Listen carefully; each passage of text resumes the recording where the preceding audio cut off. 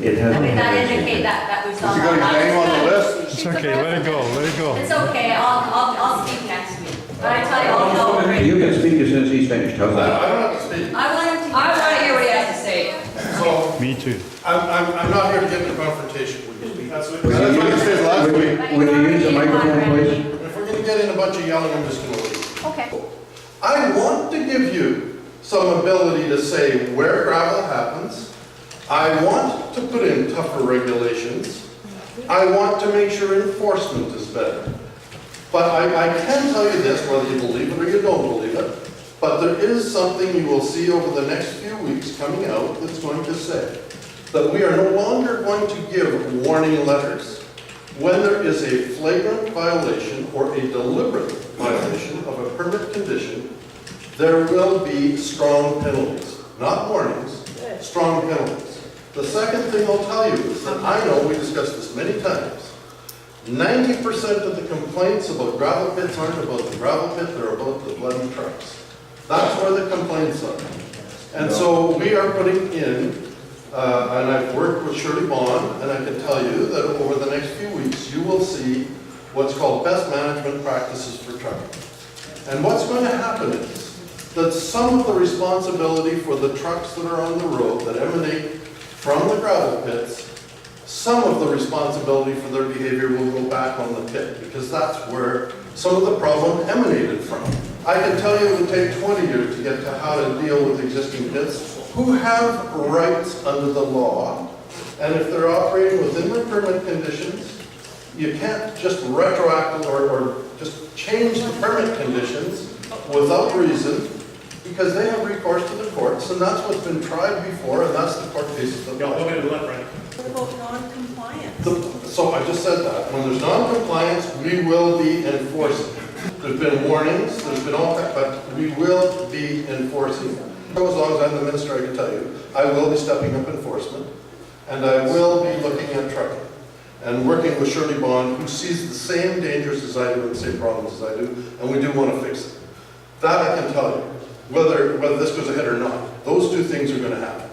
And I'm not unhappy with saying, when this concludes, one way or the other, that we need to look at the existing conflicts. But that is not this document. That is not this process. This process is very simply to say, where should gravel pits go in the future? Because 10 years, 20 years from now, we'll want them. We'll need them. So that's fine, then tell your elected representative that we're not here. We are. We Can I ask you a question? Can I ask you a question? Why did you put a gag order on the elected rep not to tell us about the ADPs? When it was first under discussion, as far as I was concerned, and it was the minister's document, and it was a report back to the minister. I wasn't the minister at that time. So it was up to him to release it, not me. It should be apparent to you that the concern of the people is the conflicts between the aggregate industry. And Right. we want to see those regulations first. You're putting the cart before the horse. That's right. Then come to us, and we might be sympathetic if you can solve that. I hear you, John. The problem is, that's not as easy as you say. Sure it is. So, I can tell you, so what I'm saying is, that, and I have talked to my staff and to the ADM about tougher enforcement.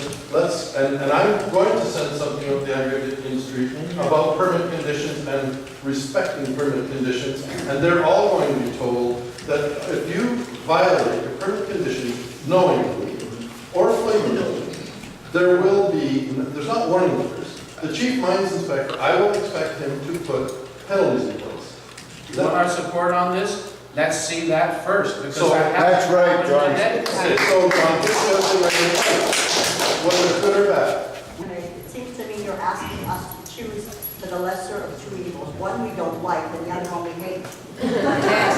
Thank you. Now, okay,